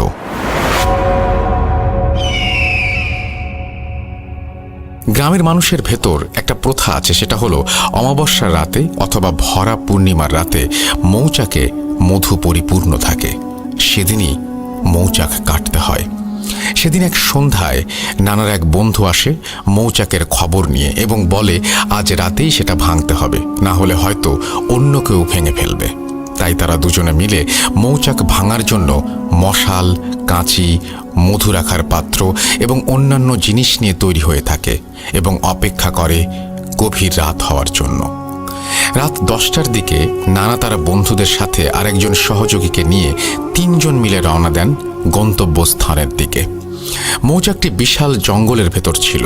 জঙ্গলের পাশেই ব্রহ্মপুত্র নদ। উল্লেখ্য যে এই জঙ্গলটাকে মানুষ এতই ভয় পেত যে দিনের বেলাও সাহস পেত না সেখানে যাবার। জঙ্গলের কাছেই পাঁঠার অর্থাৎ ছাগলের গন্ধ এসে লাগে নাকে। গন্ধ পেয়েই নানাদের সহযোগীরা বলে ওঠে, পাঁঠার গন্ধ ভালো কিছুর লক্ষণ নয়, চলো ফিরে যাই, কালকে আবারও মানুষ নিয়ে আসব। তবে আমার নানার বন্ধুরা নাছোড়বান্ধা, সে আজকেই ভাঙবে। আরেকটা বিষয় হলো নানা এবং তার বন্ধু দুজনেই নামাজ পড়তেন। কিছু সময় চিন্তা ভাবনা করে দুটো মশাল জ্বালিয়ে তারা জঙ্গলে প্রবেশ করতে থাকেন। যত ভেতরে যাচ্ছেন পাঁঠার গন্ধ তত বিকট হচ্ছে। 3 জনই ভয় পাচ্ছিল, তবে কেউ কাউকে বলছিল না। চারিদিক ভীষণ অন্ধকার, সাথে পাঁঠার গন্ধ, এসবের মধ্যে তারা জঙ্গলের ভেতরে এগোচ্ছে। অবশেষে কোনো বাধা বিপত্তি ছাড়া তারা ওই গাছটির কাছে আসে যেটার মধ্যে মৌচাক। এখানে এসেই তারা থমকে যায়। গাছটি ছিল একটা মাঝারি উচ্চতার বকুল ফুলের গাছ। তবে গাছটির অদূরেই একটা বড় বট গাছ, যেটার গা থেকে ঝুলছে অনেক লতাযুক্ত গাছ। দেখতেই ভীষণ ভয় লাগছিল। তাছাড়া এই বট গাছটি নিয়ে আরও অনেক কাহিনী গ্রামে প্রচলিত আছে। যদিও নানা শিক্ষিত মানুষ, তবুও মনে মনে ভীষণ ভয় পাচ্ছিলেন। নানা তখন তার বন্ধুকে বললেন, রহিম, এটা 3 জনে ভাঙা সম্ভব না, চলো ফিরে যাই। সাথে সাথে একটা শব্দ কানে আসে, ফিরে যাও। কিন্তু অন্য কেউ এই শব্দটা শুনতে পায়নি। নানা এবার ভীষণ ভয় পেতে শুরু করলো, কিন্তু তার বন্ধুরা নাছোড়বান্দা, তারা বললেন, তোর ভয় লাগলে তুই শুধু নিচের দিকে তাকিয়ে থাক, আমি উঠছি, তুই শুধু বালতি আর কাঁচিটা উপরে তুলে দিস। এই বলে রহিম উঠতে শুরু করলো। নানা আবারও শুনছিলেন কেউ ফিসফিস করে বলছে, ফিরে যাও, বিপদ। কিন্তু নানা এ কথা তাদের বলতেও পারছেন না। নানা ভাবছেন হয়তো রহিম মনে করবে আমি ভয়ে এসব বলছি, আর তাদের সহযোগী যে আগেই ভয় পেয়েছে সে যদি অজ্ঞান হয়ে যায়। এতক্ষণে নানার বন্ধু গাছের ওপরে মৌচাকের কাছে তাদের সহযোগী গাছের মাঝামাঝি দুজনের হাতে দুটো মশাল। মশালের ধোঁয়ায় মৌমাছিগুলো ভয়ঙ্কর শব্দ করে উঠছে, আর নানা গাছের নিচে টর্চ হাতে দাঁড়িয়ে আছে, সাথে একটি বালতি আর কাঁচি। যদিও টর্চ জ্বালানো নিষেধ, টর্চ জ্বালালে মৌমাছি কামড়ায়। এবার নানার বন্ধু রহিম বলল, রশিদ, বালতি আর কাঁচিটা উপরে দে। ঠিক এমন সময় নানার কানের খুব কাছে কেউ বলে ওঠে, পালিয়ে যা রশিদ, পালিয়ে যা, চারপাশটা তাকিয়ে দেখ, পালিয়ে যা। এবার নানা বটগাছের দিকে লাইটের আলো ছড়ে এবং দেখতে পায় যে বটগাছ থেকে লতাগুলো ঝুলছিল সেগুলো হাওয়ায় ভাসতে ভাসতে প্রায় চারিদিক থেকে ঘিরে ফেলেছে এবং আশেপাশের বাঁশগুলো প্রায় শুয়ে পড়েছে। এটা দেখে নানা ভীষণ জোরে চিৎকার দেয় এবং সাথে সাথে যে গাছের মাঝামাঝি ছিল তিনি সেখান থেকে লাফ দিয়ে নেমে পড়েন এবং তিনিও চিৎকার শুরু করেন। নানার বন্ধু রহিম কোনো ক্রমে নিচে নামতে থাকেন। তারা সবকিছু ফেলে সূরা তেলাওয়াত করতে করতে বেরিয়ে আসতে থাকেন। তারা যখন বের হচ্ছিলেন তখন মনে হচ্ছিল জঙ্গলে ঝড় উঠেছে, সবকিছু তছনছ করে দিচ্ছে। তারা যখন জঙ্গল ছেড়ে বেরিয়ে আসেন তখন পেছন থেকে শুনতে পান কেউ বলছে, বেঁচে গেলি। এই ছিল ঘটনা। ভুল ত্রুটি হলে ক্ষমা সুন্দর দৃষ্টিতে দেখবেন।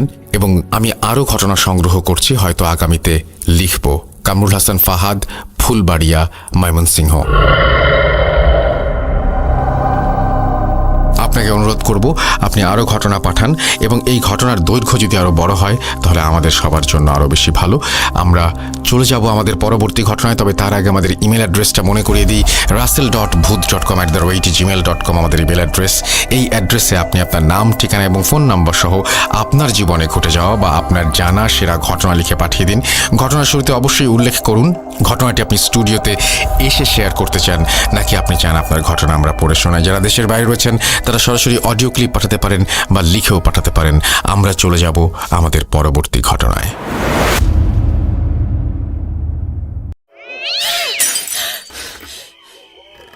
আজ আবার শুনতে পাচ্ছেন শব্দটা? ভয়ের আরেক নাম bhuth.com with Russell.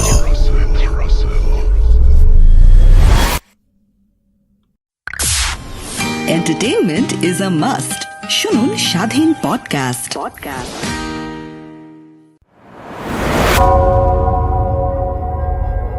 Spirit, be here with me.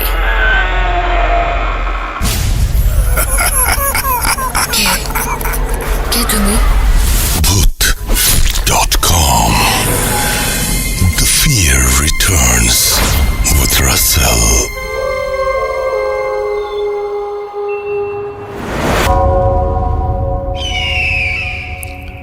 যেভাবে লেখা আছে আমি সেভাবেই পড়ছি। আসসালামু আলাইকুম রাসেল ভাই, জানি আপনি সবসময় ভালোর দলে আছেন এবং থাকবেন, এই প্রত্যাশা সবসময়। আমি মুস্তাফিজুর, ছদ্মনাম, বাসা রংপুর বিভাগের গাইবান্ধা জেলার কোনো এক গ্রামে। গত 31তম এপিসোডে আমার বাবাকে হারানোর এক মর্মান্তিক ব্ল্যাক ম্যাজিকের ঘটনা শেয়ার করা হয়। bhuth.com-এ আমার প্রথম ঘটনাটা শেয়ার করার জন্য অসংখ্য ধন্যবাদ। আমি বর্তমানে দেশের বাইরে থাকায় স্টুডিওতে আসা সম্ভব না, তাই ঘটনাটা পড়ে শোনানোর অনুরোধ রইল। বেশি কথা না বলে এবার ঘটনায় যাওয়া যাক। আজ যে ঘটনাটা শেয়ার করব সেটা মাছ ধরা নিয়ে একটি শরীর হিম করা ঘটনা। প্রথমেই কিছু না বললেই নয়, যে বিলটিকে কেন্দ্র করে আজকের এই ঘটনা, সেই বিলটি আমাদের গ্রাম থেকে খুব বেশি দূরে হলে 2 কিলোমিটারের পথ। এই বিলটিকে নিয়ে অসংখ্য ঘটনা আমার জানা আছে, সময় পেলে লিখে পাঠাবো। এখন যে ঘটনাটা বলবো সেটা আমার সঙ্গে ঘটে যাওয়া আজ থেকে 4-5 বছর আগের ঘটনা। তখন আমি ক্লাস 10-এ পড়ি। সময়টি ছিল বর্ষাকাল। বর্ষাকালে গ্রামের খাল বিল সব পানিতে ভরপুর হয়ে যায়। যে বিলটিকে কেন্দ্র করে আজকের এই ঘটনা, সেই বিলটির নাম চান্দামারির বিল। বর্ষাকালে আমাদের গ্রামে মাছ ধরার অনেক ধুম পড়ে যায়। ছোট থেকে বড় সাইজের যে কোনো ধরনের মাছ ধরতে কেউ দিনে বা কেউ রাতে সেখানে যায়। আমরা 4 জন ফ্রেন্ড ছিলাম। আমরা রাতে মাছ ধরতে অনেক বেশি পছন্দ করতাম এবং মাছও অনেক বেশি পাওয়া যেত। আমাদের গ্রামের ভাষায় যে যন্ত্রটি দিয়ে মাছ ধরতাম সেটিকে ক্যাটা বলা হয়, মানে যেটা দিয়ে মাছকে আঘাত করতাম। টর্চ লাইট আর ক্যাটা দিয়ে রাত্রিবেলা মাছ ধরার মজাটাই অন্যরকম। যাদের মাছ ধরার নেশা আছে শুধু তারাই বোঝে বিলটি ছিল অনেক বড়, প্রায় 4-5 কিলোমিটার ধরে একটা বিল। রাতের বেলা সেই বিলে অনেক লোকই যেত মাছ ধরার জন্য। যেই দিনের ঘটনা ঘটে যায় সেদিন ছিল অনেক বৃষ্টি। সেদিন সন্ধ্যা 7টার সময় বৃষ্টি একটু কম হয়। তো আমরা সবাই ভাবলাম যে আজকে একটু তাড়াতাড়ি যাব, কারণ সবাই আবার মাছ ধরতে নেমে পড়লে তেমন একটা মাছ পাওয়া যাবে না। তো যেই কথা সেই কাজ, সবাই সবার মাছ ধরার ক্যাটা, টর্চ লাইট এবং ব্যাগ নিয়ে চলে যাই বিলের উদ্দেশ্যে। তো যাবার পথে আবার হালকা একটু বৃষ্টি শুরু হয়, কিছুক্ষণ পর আবার থেমে যায়। এভাবে আসে যায়, আবার আসে যায়। এমন করতে করতে সবার শরীর প্রায় আধা ভেজা হয়ে যায়। আমাদের ভেতর হঠাৎ একজন বলে ওঠে, চলো আজ মাছ ধরা হবে না, এত বৃষ্টিতে কেমন করে মাছ ধরবো, বাসায় ফিরে যাই। তো আমি আবার বললাম, এতটা পথ যখন এসেই গেছি একটু অপেক্ষা করে দেখি না, যদি বৃষ্টি থেমে যায়। সবাই বলল ঠিক আছে, দেখি কি হয়। আমরা তখন বিলের ভেতর পরিত্যক্ত একটা শেড বা ঘরের ছাউনির নিচে দাঁড়িয়েছিলাম। তারপর আস্তে আস্তে বৃষ্টি থেমে গেল, একেবারে নেই বললেই চলে। আমরা আবার রওনা দিলাম গন্তব্যস্থানে। যাবার পথে আমরা সবাই লক্ষ্য করলাম ঠিক বিলের মাঝে 3টা লাইট দেখা যায়। তো আমরা সেই লাইটের সোজা বরাবর হাঁটা দিলাম। ভাবলাম ওই দিকে কিছু লাইট দেখা যাচ্ছে, সবাই পাশাপাশি থাকলে ভালো হয়, কেননা বিলটা নিয়ে অনেক ভয়ঙ্কর ঘটনা ঘটে যায়, তাই আর কি। কিছুক্ষণ হাঁটার পর আমরা সেই বিলে গিয়ে উপস্থিত হলাম, কিন্তু যাবার পর দেখি লাইটগুলো নেই ওখানে। আমরা সবাই অবাক হয়ে তাকিয়ে থাকি, লাইটগুলো গেল কই? আমরা তো এখানেই দেখলাম, হঠাৎ লাইট 3টি অদৃশ্য হয়ে গেল কেমন করে? পরে বেশি কিছু চিন্তা না করে ভাবলাম হয়তো আমরা আস্তে আস্তে ওরা লাইট বন্ধ করে বাসায় চলে গেছে। বৃষ্টির কারণে বিলের ভেতর আমরা 4 জন ছাড়া আর কেউ ছিল না। কেউ না থাকায় পরিবেশটা কেমন নিস্তব্ধ হয়ে আছে। আশেপাশে কেউ নেই, কারো টর্চও দেখা যায় না। অনেক দূরে শুধু পাশাপাশি 2টো আলো দেখা যায়। তখন আমি ভাবলাম সবাই মনে হয় আসা শুরু করেছে সবেমাত্র। তখন বৃষ্টি একেবারেই ছিল না। আমরা যার যার মতো মাছ ধরতে ব্যস্ত হয়ে পড়লাম। বেশি লোকজন না থাকায় মাছও অনেক বেশি পাচ্ছিলাম। কিছুক্ষণের ভেতর সবাই অনেক মাছ পেলাম। তারপর সবাই একসাথে হলাম। এবার আস্তে আস্তে বাড়ির দিকে হাঁটছি আর মাছ ধরছি। হঠাৎ সবাই দেখি যে একটা জমিতে অনেক মাছ, যা ধারণার বাইরে। সবাই অবাক, এত কম পানিতে অত মাছ কিভাবে সম্ভব? পরে ভাবলাম বৃষ্টির কারণে হয়তো কম পানিতে সব মাছ উঠে পড়েছে। অত কিছু চিন্তা না করে সবাই সবার মতো মাছ ধরতে ব্যস্ত। কিছুক্ষণ পর আমি সামনে দেখি বিশাল একটা বড় মাগুর মাছ। কমপক্ষে মাছটার ওজন 6-7 কেজি হবে, যা অসম্ভব। অত কম পানিতে অত বড় মাছ আসার কথাই না। পরে আমরা আবার ভালো মতো দেখলাম বৃষ্টির কারণে হয়তো কোম্পানিতে উঠে এসেছে। তারপর মাছটাকে ধরার জন্য আমি অনেকক্ষণ মাছটার পেছনে পেছনে ছুটি, কিন্তু কোনোভাবেই মাছটাকে আঘাত করার সুযোগ পাচ্ছিলাম না। বড় মাছের লোভ সামলাতে না পেরে আমি ছোট মাছ ধরা ছেড়ে দিয়ে চুপি চুপি মাছটার পেছনে পেছনে ছুটতে থাকি, কেননা ওরা সবাই দেখে ফেললে আমার আগে ধরে নেবে। আমি যতবারই মাছটাকে আঘাত করার জন্য মাছটার কাছে যাই, ঠিক ততবারই মাছটা অনেক দূরে চলে যায়। এমন করতে করতে প্রায় 15-20 মিনিট অতিক্রম হয়ে যায়। তারপরও মাছটাকে একবারও আঘাত করতে পারলাম না। এক সময় আমি বিরক্ত হয়ে যাই। তখনও আমার একটুও মনে হয়নি যে এটা কোনো সাধারণ মাছ না, এটা অস্বাভাবিক কিছু। তারপর আমি সবাইকে ডাকতে বাধ্য হই, সবাইকে বলি এই মাছটাকে আমি অনেক সময় ধরে মারার চেষ্টা করছি, কিন্তু আমি একা পারছি না, এত বড় মাছকে একা ধরা সম্ভব না। সবাই মাছটাকে ঘিরে সামনে যাবে এবং যে পাবে সেই মারবে। সবাই একমত হয়ে মাছটার চারপাশে ঘিরে দাঁড়ায়। এমন কিছুক্ষণ সবাই চেষ্টা করার পর একজন হঠাৎ আঘাত করে বসে। আমরা সবাই দেখলাম যে মাছটার গায়ে লেগে গেছে ক্যাটাটা। ওরা সবাই বলল, জলদি আয়, এত বড় মাছ একা আটকাতে পারছি না। তখন আমরা সবাই দৌড়ে গেলাম ওদের কাছে। ও বলল, সবাই জলদি আয়, এত বড় মাছ আটকাতে পারছি না একা। তখন আমরা সবাই দৌড়ে গেলাম ওর কাছে। তখনও ক্যাটাটা পানির নিচে মাটির সাথে শরীরের সবটুকু শক্তি দিয়ে চেপে ধরে আছে। আমরা সবাই যাবার পর দেখলাম মাছটা ক্যাটার নিচে অনেক জোরে জোরে লাফাচ্ছে বা নাড়াচাড়া করছে।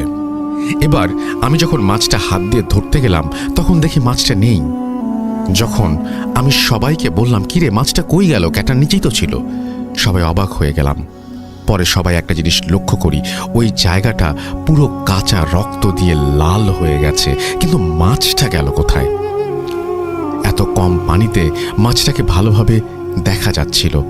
অত তাড়াতাড়ি মাছটা ওই জায়গা থেকে যদি এদিক যায় বা সেদিকে যায়, তাহলে সবার চোখে পড়ার কথা, কেননা এত কম পানি ছিল যে মাছটার পিঠ একটু পানির ওপরে ছিল।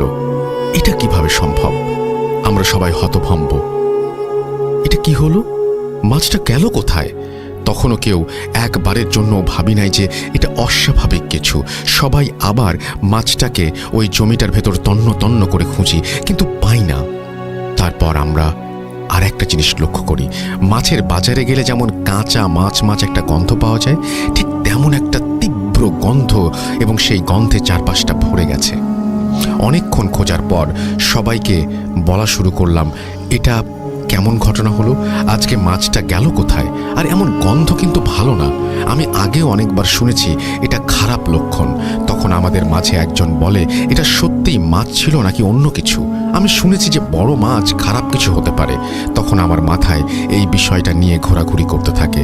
তারপর আমরা সবাই লক্ষ্য করি যে আমাদের ব্যাগের মাছ অনেক কম হয়ে গেছে, কিন্তু আমরা এই মাছটা ধরার আগে পর্যন্ত আমাদের ব্যাগে পর্যাপ্ত মাছ ছিল।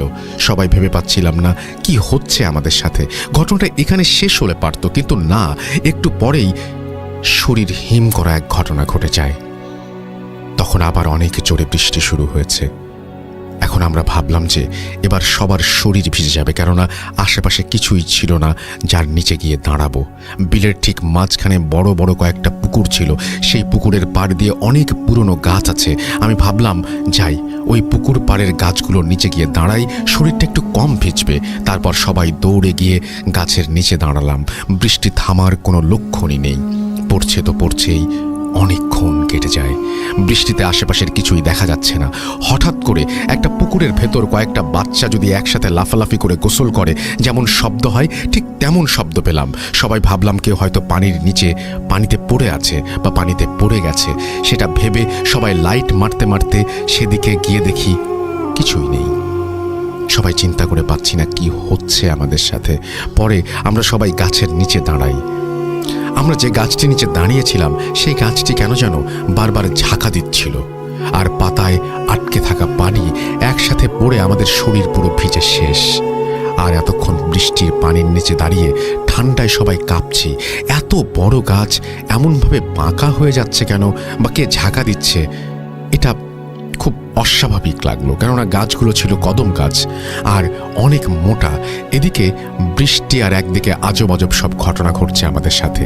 ঠান্ডা আর ভয়ে আমাদের মুখ থেকে কোনো আওয়াজ বের হচ্ছিল না, সবাই কেমন যেন থমকে গেছি। পাশের দিকে ঝোপের ভেতর থেকে মানুষ ঘুমিয়ে নাক ডাকলে যেমন আওয়াজ হয়, ঠিক তেমনি আওয়াজ পাচ্ছিলাম সবাই। এত বড় ফাঁকা বিলের ভেতর শুধু আমরা চারজন, আর এত বৃষ্টি। তখন আমাদেরকে যে কতটা অসহায় মনে হচ্ছিল সেটা বলে বোঝানো যাবে না। এমন করতে করতে বৃষ্টি একটু কমে যায়। তখন আমি এখানে একটুও থাকা যাবে না বলে বাসায় চলে যাওয়া শুরু করি। শরীর তো ভিজেই গেছে, আর চিন্তা করে লাভ কি। তখন সবাই বাসার দিকে যাওয়া শুরু করলাম। সবার আগে আমি, আর বাকিরা আমার পেছনে পেছনে। হঠাৎ যে ফ্রেন্ডটা মাছটাকে আঘাত করেছিল সে বলে উঠল, আমার পেছনে পেছনে কে যেন হাঁটছে, এমন অনুভব করছি আমি। সবাই বললাম, তোর মনের ভুল হতে পারে, বৃষ্টির শব্দে এমনটা শুনতে পারছিস, পা চালিয়ে যা। আবার একটু থেমে যাই, আবার একটু যাবার পর আবার বলে, এবার সত্যি আমি দেখছি আমার পেছনে কালো একটা অবয়ব ছিল। আমি তাকানোর সাথে সাথে অদৃশ্য হয়ে গেল। আমরা ওর কথায় কান না দিয়ে ওকে বলি, তুই সবার সামনে সামনে চল। পরে ওকে সামনে নিয়ে সবাই দূরত্বে হাঁটা শুরু করি। সবাই সবার মতো দূরত্ব রেখে হাঁটছি। হাঁটতে হাঁটতে একসময় ও পেছনে পড়ে যায়। হঠাৎ আমি লক্ষ্য করি আমরা তিনজনই শুধু হাঁটছি, ওই ফ্রেন্ডটা সামনেও নেই পেছনেও না। সবাই অবাক হয়ে উঠি, চমকে যাই, আর সবাই ওর নাম ধরে ডাকতে থাকি। ওর কোনো সাড়া না পেয়ে আমরা দৌড়ে পেছনে চলে যাই। একটু পেছনে যাবার পর যেটা দেখি সেটা হঠাৎ দেখলে কেউ মেনে নিতে পারবে না। দেখি যে ওর ঘাড়টা মাথা থেকে পুরোটাই কাদা মাটির নিচে, পা দুটি ওপরের দিকে। ওর হাতে লাইটটা জ্বালানো ছিল, তা দেখে আমরা খুব দ্রুত খুঁজে পাই ওকে। যদি আর 10 বা 15 সেকেন্ড দেরি হতো তাহলে ওকে আর বাঁচানো সম্ভব হতো না। তাড়াতাড়ি সবাই ওকে টেনে ওপরে তুলি। ওর অবস্থা তখন খুব খারাপ, দাঁড়ানোর শক্তি নেই, শুধু কেমন যেন নিঃশ্বাস নিচ্ছে, কাদা দিয়ে সারা শরীর ভেজা। আমি ওকে বললাম, কি হয়েছে, কেমন করে তুই এত পেছনে পড়লি, আর এই অবস্থা হলো কি করে? ও বলে, আমি তোদের বলেছিলাম না কে যেন আমার পেছনে হাঁটছে, তোরা তো বিশ্বাস করলি না। হাঁটতে হাঁটতে আমি একটু পেছনে পড়ে গিয়েছিলাম, আর ঠিক তখনই পেছন থেকে কে যেন এমন জোরে একটা টান দিয়ে আমাকে কাদার মাঝে চাপ দিয়ে ধরে। আমি চিৎকার দিব, এই সময়টাও পাইনি। শুধু একটা জিনিস লক্ষ্য করছি, ওই অবয়বটার পুরো শরীর কালো লোম দিয়ে ভরা ছিল। এই কথাগুলো বলতে বলতে ও অজ্ঞান হয়ে যায়। তখন যে কতটা অসহায় আর ভয় লাগছিল সেটা বলে বোঝাতে পারবো না। ওর কথা শুনে আমাদের শরীরের শক্তি হারিয়ে যাচ্ছে। না জানি কখন আমাদের সাথেও কিছু ঘটে। সবাই আল্লাহর নাম নিয়ে হাতের ক্যাটা, টর্চ লাইট, ব্যাগ একজনের হাতে দিয়ে আমি আর আরেকজন অনেক কষ্ট করে ওকে ঘাড়ে ওঠাই। আমাদের ভয়ে আর শীতের কারণে হাতে পায়ে শক্তি পাচ্ছিলাম না, তাই ওর ওজন অনেক বেশি মনে হচ্ছিল। সবাই আল্লাহর নাম উচ্চারণ করতে করতে ওকে নিয়ে খুব দ্রুত বাসায় চলে যাওয়া শুরু করি, আর ওদেরকে বলি সূরা পড়তে থাক। হাঁটছি তো হাঁটছি, পথে যেন শেষ নেই। কথায় আছে, বিপদে পথ এগোয় না। একটা সময় আমরা ওই ফ্রেন্ডটার বাসায় গিয়ে পৌঁছাই। তারপর ওর বাবা মাকে ডাকতে থাকি। অনেক বৃষ্টির কারণে রুমের ভেতর থেকে আমাদের আওয়াজ ওর বাবা মা শুনতে পাচ্ছিল না, নাকি ঘুমিয়ে পড়েছিল জানি না। তখন একজন গিয়ে দরজায় ঠক ঠক করে নক করি। তারপর সবাই বেরিয়ে আসে।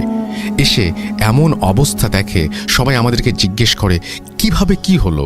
পরে আমরা সবাই সব ঘটনা খুলে বলি। তারপর ওর বাবা আমাদেরকে এমন রাগ আর বকা দেয়, শুধু মারটায় বেঁচে গিয়েছিলাম। ফ্রেন্ডটার মা বলল, ওরাও তো অনেক ভয় পেয়ে গেছে, ওদেরকে অযথা বকছেন কেন, আগে আমার ছেলেকে সুস্থ করেন। আমরা তখন তাড়াতাড়ি ওর বাসা থেকে ওরই কিছু কাপড় নিয়ে এসে ওর ভেজা কাপড় চেঞ্জ করে দেই। অনেক চেষ্টা করার পর ওর জ্ঞান ফেরানো সম্ভব হচ্ছিল না। ফজরের আজানের পর ওর জ্ঞান ফিরে আসে। সবাই একটু সান্ত্বনা পেলাম জ্ঞান ফিরে আসাতে। ঘটনা এখানেও শেষ না। তারপর ওই ফ্রেন্ডটা অস্বাভাবিক আচরণ শুরু করে। ভাত পানি কিছুই খাচ্ছিল না, শুধু বলতে থাকে, আমাকে কাঁচা মাছ দাও, আমি কাঁচা মাছ খাবো। শুধু এই কথা ছাড়া আর কোনো কথাই সে বলছিল না তার মুখ দিয়ে। একবার শুধু ইশারা করে বলে যে ও একটু ওয়াশরুমে যাবে। আমরা সবাই ওকে ধরে ওয়াশরুমে নিয়ে যাই। তারপর যা দেখি তা দেখে আমার মাথা ঘুরে মাটিতে আমরা পড়ে যাই। দেখি যে সে ওয়াশরুমের মধ্যে শুধুমাত্র চারিদিকে তাজা কাঁচা রক্ত। কাঁচা রক্তে আমাদের চোখ অন্ধকার হয়ে যায়। তারপর যতবারই সে ওয়াশরুমে যায় ততবারই এই একই ঘটনা ঘটে। এটা দেখে গ্রামের সবাই হতভম্ব।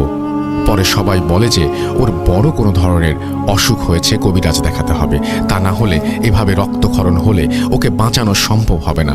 পরে দিনাজপুরের এক কবিরাজকে ফোন দিয়ে খুব দ্রুত আসতে বলা হয়। সেই কবিরাজকে আমি আগে থেকেই চিনতাম, কেননা উনি আমার দুঃসম্পর্কের ভাই ছিল। অনেক বড় মাপের কবিরাজ উনি। ওনাকে দিনাজপুরের চিরিবন্দর গ্রামের সবাই কবিরাজ আব্দুল হাই নামে চিনতেন। সন্ধ্যার একটু আগে উপস্থিত হলেন তিনি আমাদের এখানে। উনি এসেই বললেন একটা শক্তিশালী খারাপ জিন আসর করেছে। আমি মাগরিবের নামাজ শেষে বিস্তারিত জানাবো সবাইকে। তারপর আমরা ওনার নামাজের ব্যবস্থা করে দেই। উনি নামাজ শেষে বলেন, ওই ছেলে আর ওকে ধরার জন্য শক্তিশালী 2 জন আর ওর বাবা মা সহ একটা খালি ঘরের মধ্যে নিয়ে যাও। পরে আমি ওর বড় ভাই আর ওর বাবা মা ও কবিরাজ সহ একটা খালি ঘরের ভেতরে যাই। তারপর কবিরাজ ওর ওপর সরিষার তেল আর পানি পড়া ছিটিয়ে ওর মাঝে জিনটাকে হাজির করে। কবিরাজ জিনটাকে জিজ্ঞেস করে, কি কারণে ওর ওপরে ভর করেছিস? তখন জিনটা বলে, ও আমার ছেলেকে মেরে ফেলেছে। ও যে মাছটাকে আঘাত করেছিল সেটি আমার ছোট ছেলে ছিল। ওর আঘাতে আমার ছেলে মারা গেছে, তাই আমি জীবনের বদলে জীবন চাই। ওকে কেউ বাঁচাতে পারবে না। তখন কবিরাজ রেগে গিয়ে একটা ছুরি মাটির নিচে ঢুকিয়ে দেয় আর জিজ্ঞেস করে, তুই কোথায় থাকিস? তোর নাম কি? তোর ধর্ম কি? তখন জিনটা বলে, আমার নাম সুলাইমান। আমি ও আমার পরিবার সহ আমরা সবাই ওই বিলে থাকি। আমি মুসলমান, আমরা ওই বিলের মাছ খাই। তারপর কবিরাজ বলে, এখন তুই কি চাস বল? জিন বলে, আমি আমার ছেলের জীবনের বদলে জীবন চাই, কেউ বাঁচাতে পারবে না ওকে। কবিরাজ আরও রেগে গিয়ে বলে, তোকে বোতলবন্দি করতে চাই। তখন জিনটা বলে, আমি ওকে ছেড়ে দিতে পারি, কিন্তু কয়েকটা শর্ত পালন করতে হবে। যদি আমাকে 70 কেজি কাঁচা মাছ আর একটা গরু, 3টা সাদা ছাগল দিতে পারে, তাহলে আমি ওকে ছেড়ে চলে যাব, আর না হলে জীবনের বদলে জীবন দিতে হবে। তারপর কবিরাজ অনেক চেষ্টার পর বোতলবন্দি করার ভয় এবং মারধর করে শুধু 70 কেজি মাছ দিবে বলে রাজি করায়। তখন জিনটা বলে, রাত 1টা থেকে 3টার ভেতর ওই বিলের জমিতে আমার ছেলেকে হত্যা করা হয়, সেই জমিতে রেখে আসতে হবে, কিন্তু 3 জনের বেশি যেন সেইখানে কেউ না থাকে, এবং মাছ রেখে আসার সময় পেছনে তাকানো যাবে না। এই কথা বলে জিনটা চলে যায় ওর ওপর থেকে। পরের দিন রাতে জিনের দেয়া সময় ও শর্ত অনুযায়ী মাছ রেখে আসা হয়। আমি ও ওর বাবা আর ওর বড় ভাই এই কাজটি করি। তারপর কবিরাজ কিছু তাবিজ কবজ করে দেয় এবং আমাদের বাকি 3 জনকেও পরে আস্তে আস্তে সুস্থ করে। তারপর থেকে আজ পর্যন্ত আমি এবং আমার বন্ধুরা সব রাতে কোনোদিন মাছ ধরতে যাবার সাহস পাইনি। এই ছিল ঘটনা। আমি আমার বন্ধুর সাথে ঘটে যাওয়া এক মর্মান্তিক ঘটনা শেয়ার করলাম। কতটা গুছিয়ে লিখতে পেরেছি জানি না। এটা আমার ভূত.com-এ শেয়ার করা 2য় ঘটনা। জানি না কতটা ভয়ের, তবে ঘটনাটা হয়তো শেয়ার না করলে সত্য একটা ঘটনা সবার কাছে না জানাই থেকে যেত শুধু। এখনও অনেকেই আছে যারা জিন বিশ্বাস করে না। তাদের জন্য আমি একটা কথাই বলতে চাই, আল্লাহ পাক প্রথমে জিন জাতি সৃষ্টি করেছেন এবং তারপর মানব জাতি, তাই জিনকে অবিশ্বাস করার কোনো প্রশ্ন ওঠে না। রাসেল ভাই এবং ভূত.com-এর লিসনারদের ভালোবাসা অবিরাম। এভাবেই বেঁচে থাকুক আমাদের প্রিয় রাসেল ভাই আরও অনেক বছর বছর ধরে। ভূত.com দীর্ঘজীবী হোক এই কামনা করে সবসময় পাশে থাকবো ইনশাল্লাহ। ঘটনাটি সিলেক্টেড হলে একটু জানাবেন।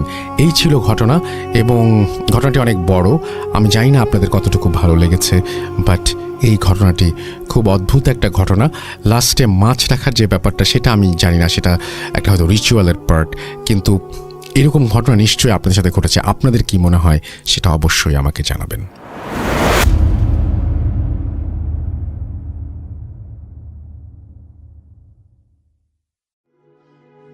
আপনাদের সবাইকে অনেক অনেক ধন্যবাদ এতক্ষণ পর্যন্ত আমাদের সাথে থাকার জন্য। অনেক অনেক শুভকামনা রইল। সব সময় এই ইউটিউব চ্যানেলটি সম্পর্কে আপডেট পেতে আমাদের ইউটিউব চ্যানেলটিকে সাবস্ক্রাইব করুন। আশা করছি আমরা একসাথে অনেকটা পথ হাঁটব। আজকের মতো এখানে বিদায় নিচ্ছি। সবাই ভালো থাকুন, সুস্থ থাকুন, মোস্ট ইম্পর্টেন্টলি ভূত.com-এর সাথে থাকুন। আল্লাহ হাফেজ।